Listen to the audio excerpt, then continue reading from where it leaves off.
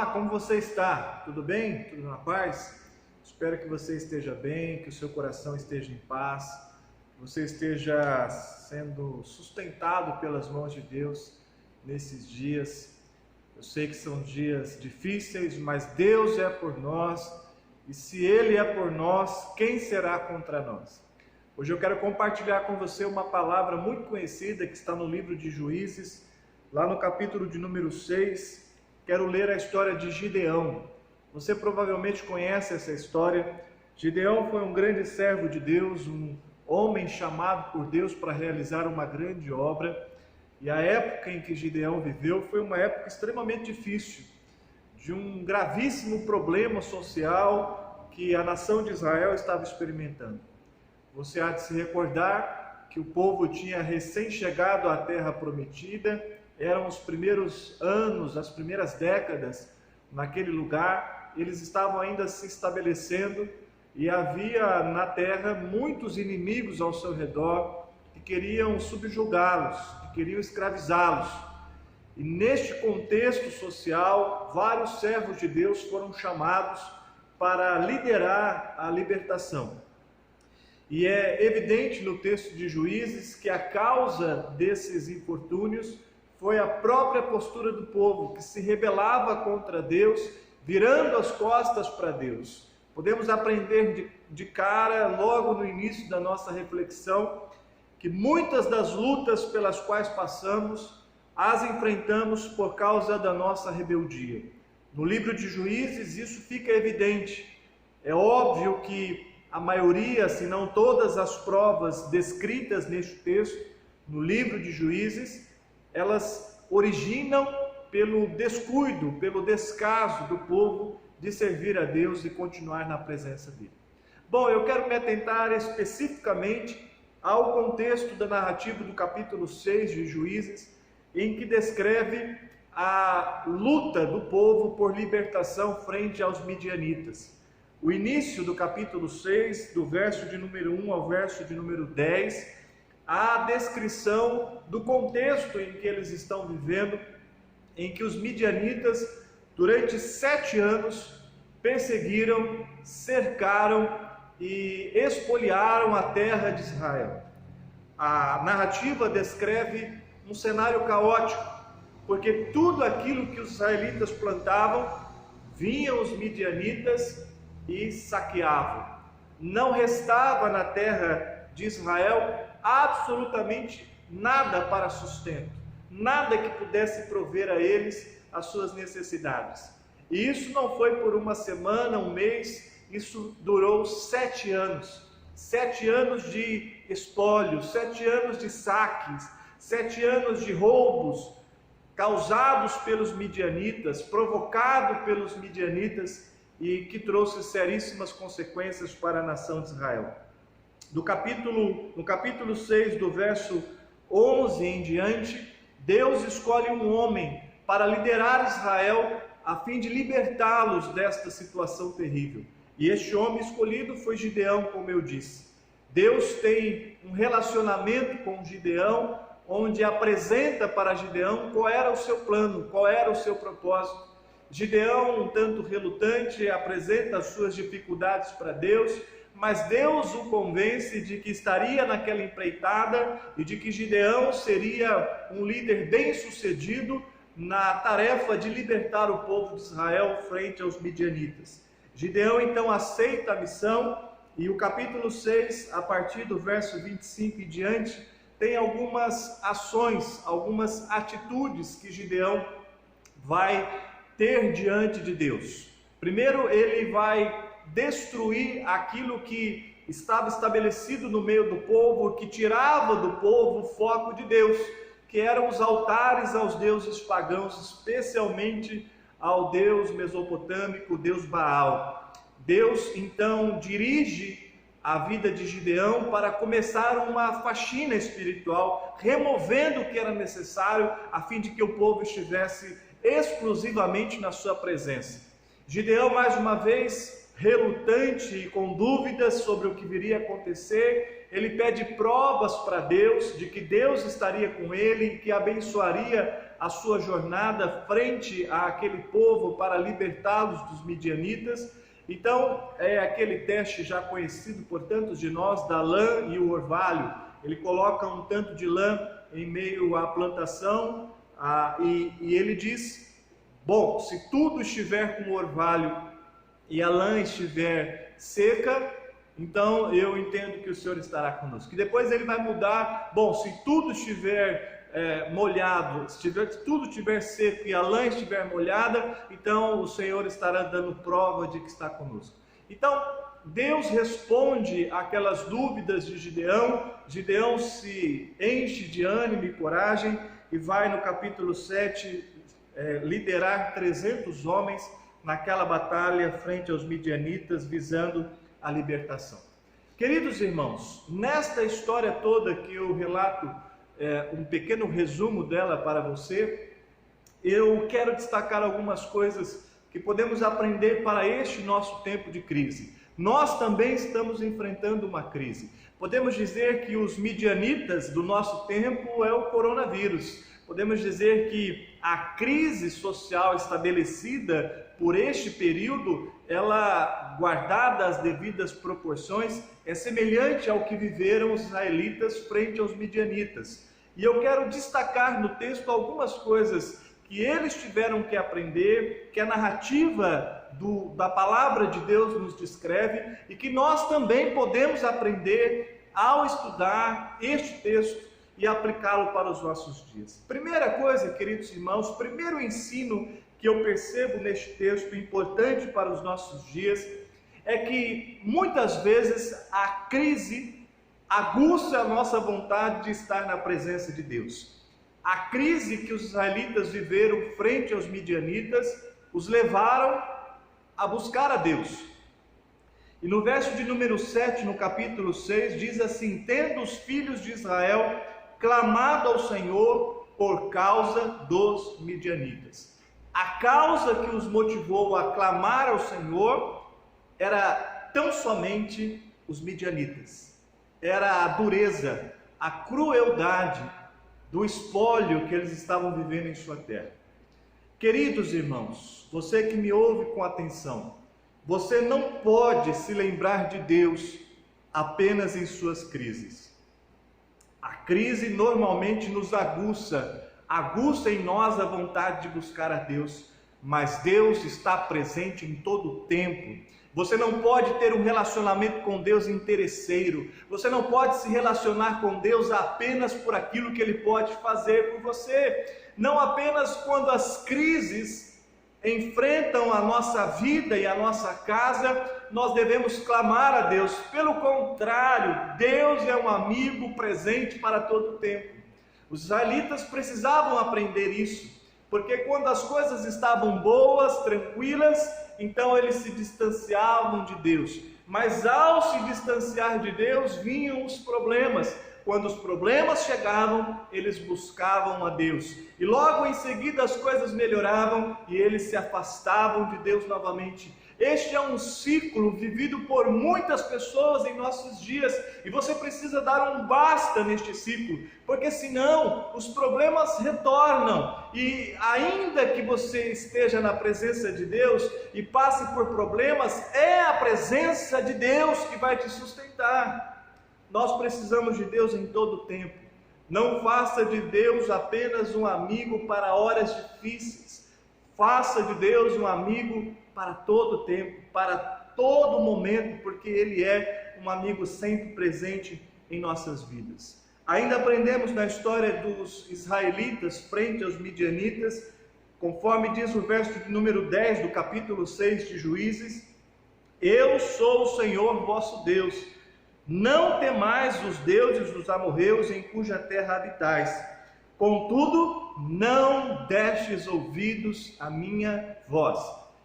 Em outras palavras, o que Deus está dizendo aos israelitas aqui, querido, é que o problema que causou a luta frente aos midianitas foi o fato deles não terem dado ouvidos à voz de Deus. Muitos dos nossos problemas seriam evitados se nós tão somente dessemos ouvido à voz de Deus.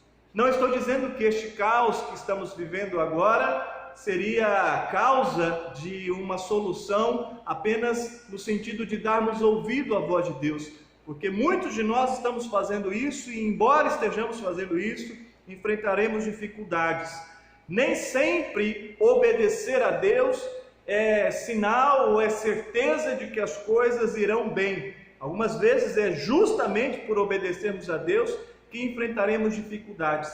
Mas neste particular, aprendemos uma verdade: muitas vezes as nossas escolhas erradas nos conduzem ao caos. Nós precisamos aprender a escolher conforme a direção de Deus, conforme a vontade, a palavra de Deus, porque se nós não fizermos assim, então sofreremos a causa, sofreremos o problema dos nossos erros, das nossas escolhas erradas. Aqui no texto que nós acabamos de mencionar, em Juízes, no capítulo 6, versículo 10, o Senhor está dizendo àquele povo: por que vocês não me deram ouvidos? Agora vocês passam por dificuldades. Você está dando ouvidos para Deus? A sua vida é dirigida pelo Senhor? As suas escolhas são baseadas na palavra de Deus? Você é alguém que ora antes de tomar decisões? Você está buscando pelo conselho de Deus para gerir a sua vida? Se por acaso você não está fazendo nada disso, então você está em perigo. Você está cercado de inimigos que o encontrarão vulnerável, porque apenas na obediência a Deus nós nos fortaleceremos para enfrentar as lutas, as dificuldades da vida. Aprendemos uma terceira coisa, um terceiro ensino importante neste texto, que está ainda no capítulo 6, no versículo 13. Deus estabelece um diálogo com Gideão, e Gideão, no verso 13, responde assim ao Senhor: ai, Senhor meu, se o Senhor é conosco, por que nos sobreveio tudo isso? E que é feito de todas as suas maravilhas que nossos pais nos contaram, dizendo: não nos fez o Senhor subir do Egito? O que Gideão está apresentando para Deus é uma oração sincera de alguém que recorda no passado os grandes feitos de Deus. Diante das nossas crises, das nossas lutas atuais, nós devemos lembrar aquilo que Deus já fez por nós. Deus já fez muito por você, Deus já lhe abençoou muitas vezes. Eu tenho certeza que você tem muitos testemunhos do favor e do cuidado de Deus.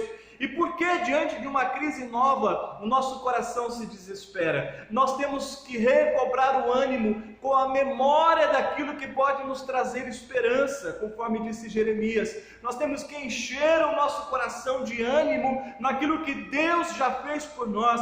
E ainda que Deus não tenha feito nada tão grande aos seus olhos, lembre-se daquilo que é maior do que tudo. Jesus Cristo morreu na cruz por você. E se Deus nos deu o seu próprio Filho, não nos dará com Ele todas as demais coisas que precisamos? Assim está escrito na carta de Paulo aos Romanos. Você já foi muito abençoado por Deus. Olhe para trás. Encha o seu coração de coragem, de ânimo naquilo que Deus já fez por você, porque certamente o Deus que começou a boa obra em sua vida não descansará até concluí-la. Ele está cuidando de você, Ele está abençoando a sua vida, Ele está presente agora mesmo ao seu lado. Ele não te desamparou, porque Ele já lhe deu provas do quanto te ama e do quanto quer cuidar de você e dos seus passos. Aprendemos, queridos irmãos, ainda no capítulo 6, no versículo 15, um quarto ensino importante deste texto, que está escrito aqui no verso 15: ai, Senhor meu, com que livrarei Israel? Eis que a minha família é a mais pobre em Manassés, e eu o menor na casa de meu pai. Gideão está dizendo para Deus: o Senhor escolheu a pessoa errada, porque eu sou pequeno, porque eu sou o menor da minha família, e a minha família é a menor de Israel. Eu não posso ser o escolhido por ti, porque não tenho as características, a credencial necessária para esta empreitada. O Senhor escolheu a pessoa errada. E Deus vai dizer a vai dizer a Gideão: Gideão, não se trata de você, não se trata de quem você é, não se trata das suas qualidades, do seu poder, das suas virtudes. Essa história não cerca, não está ao redor de você, Gideão, essa história está ao redor de mim, e eu usarei aqueles que eu quero. No verso de número 16, Deus então diz a Gideão: tornou-lhe o Senhor: já que eu estou contigo, ferirás os midianitas como se fossem um só homem. De fato, Gideão, Deus disse a ele: você é fraco, você é pequeno, a sua família é pequena, você não tem a credencial necessária para esta empreitada, mas tem uma coisa, Gideão: eu estou contigo. E porque eu estou contigo, você ferirás os midianitas como se eles fossem um só homem. Deus é contigo. Talvez diante das nossas crises, quem sabe neste momento tão difícil que estamos experimentando, você olha para as suas finanças, você olha para os seus recursos, você olha para o seu emprego, você olha para a sua saúde, para a sua família, e você pensa estar completamente desprovido de credenciais e características e atributos que o tornem forte para enfrentar esta crise. Ou em outros momentos, em outras crises, em outras dificuldades, você olha para si e se enxerga fraco, e de fato você é fraco, mas Deus é contigo, Deus está presente na sua vida, Ele vai lhe abençoar, vai lhe ajudar, e você há de ferir os midianitas, você há de vencer os seus inimigos, porque Deus nos fará mais do que vencedores em todas estas coisas. Deus é contigo. Deus é por você, Deus quer lhe ajudar. Entregue o seu coração nas mãos de Deus e caminhe na presença dEle. Nós aprendemos ainda neste texto um quinto ensinamento importante, está no verso de número 24, quando Gideão realiza uma tarefa importante, que diz assim o texto: Gideão edificou ali um altar ao Senhor e lhe chamou de O Senhor é Paz. Yahvé Shalom, o Senhor é paz. Foi este o nome que Gideão deu àquele altar que edificou para o Senhor. Meu querido amigo, a primeira coisa que você precisa fazer neste dia, e nós estamos caminhando para o final justamente com aquilo que é inicial, parece um contrassenso, mas eu quero deixar a parte mais importante para o final. A primeira coisa que você precisa fazer para enfrentar as suas crises, seja do coronavírus, seja da crise financeira, a crise econômica, o desemprego, a doença, ou o que seja qual for o problema que você está enfrentando, a primeira coisa é que você precisa edificar um altar ao Senhor. Este é o primeiro passo. O passo mais fundamental, o passo mais importante é que a sua vida esteja na presença de Deus, que o seu coração esteja em Deus, que a sua energia esteja em Deus, que você possa orar e ler a palavra de Deus. Busque ao Senhor enquanto se pode achar, invoque o seu nome enquanto Ele está perto. Deus não está distante de você, então edifique, restaure o altar da sua comunhão com Deus. Muitas vezes, queridos irmãos, amigo que me ouve, nós fazemos tantas coisas tentando resolver a crise, tentando resolver o problema, nós estabelecemos métodos, nós estabelecemos estratégias, nós buscamos caminhos que possam resolver a dificuldade que estamos enfrentando, mas o essencial deixamos de fazer, e você não pode deixar o essencial, e o essencial é edificar um altar para Deus, é ter relacionamento com Deus, é encher a sua vida da presença de Deus. Este é o essencial, a coisa mais importante que você pode fazer. E eu concluo as minhas palavras no início do capítulo 7. Deus então chama aquele homem e ele vai enfrentar os inimigos, os midianitas, e ele pretende ir com uma multidão de soldados que estariam debaixo da sua ordem. Mas o verso de número 2 do capítulo 7 de Juízes, disse o Senhor a Gideão: é demais o povo que está contigo, para eu entregar os midianitas nas suas mãos. Israel poderia se gloriar contra mim, dizendo: a minha própria mão me livrou. Deus disse a Gideão que ele estava com excesso de soldados, precisava diminuir o contingente para aquela batalha. Deus está dizendo para nós nos nossos dias, de modo muito claro, aos meus olhos, é evidente isto que Deus está nos falando. Existem excessos em suas vidas que eu preciso remover, que eu quero retirar, que não faz parte do meu propósito para vocês. Então eu vou remover das suas vidas. E nós precisamos estar atentos para todos os excessos que nos atrapalham na caminhada com Deus.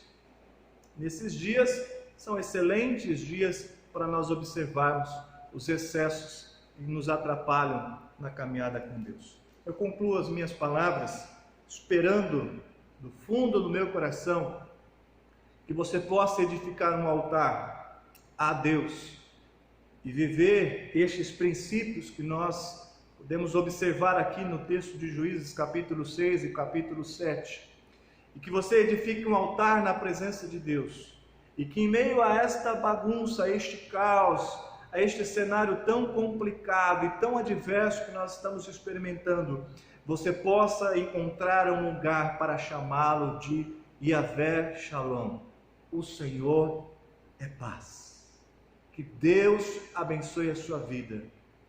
Que o Yahvé Shalom, que o Senhor de toda paz, guarde o seu coração e a sua mente em Cristo Jesus. Um grande abraço. Deus te abençoe. Fique na paz.